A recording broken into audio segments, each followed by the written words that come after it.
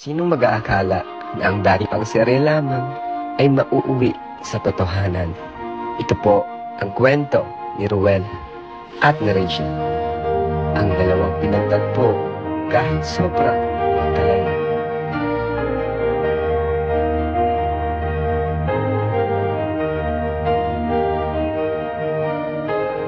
2 years ago, nakilala natin si Rachel. Napakasimple, napakasipag, at napakaganda kahit hirap ang kanilang pamilya.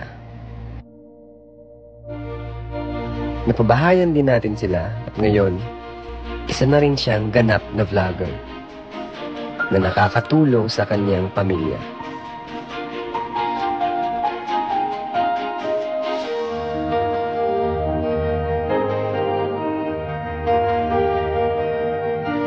Ako din nang maipakilala natin sa kanya si Ruel, ang aking pinsan, nagmula naman sa Malala.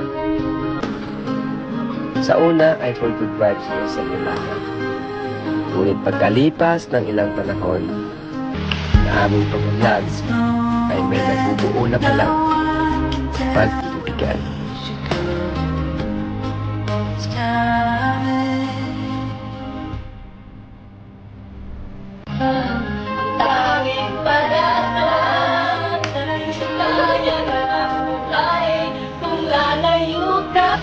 At ngayon, sa vlog na ito, sa napakagandang new Rachel.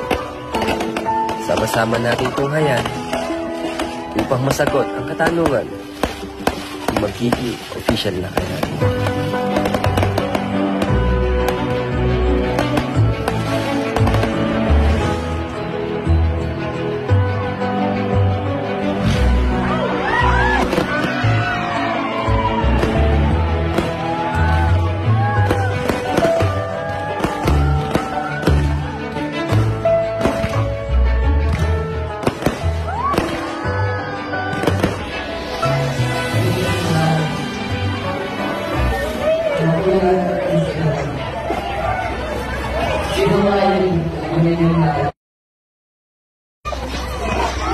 Dahil paalam ako kay Ate Reza, sabihin ko mo,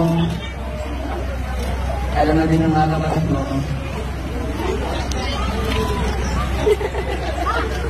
Yan, ang pinagdaanan natin. Nagsama tayo sa kabiman. Kasiyahan, kalungkutan, iyakan. At siyempre, hiligan. Dahil ay Kalinga Bravo at Vincent Cagada, Swim Kalinga. Thank you so much kasi na nagpatuwa sa Subaling na-describe ko sa interview ni Pierre Nobel. Ito, ikaw siguro ito. And wala na ako, akalang kasi ito, wala naman na ako pinagam.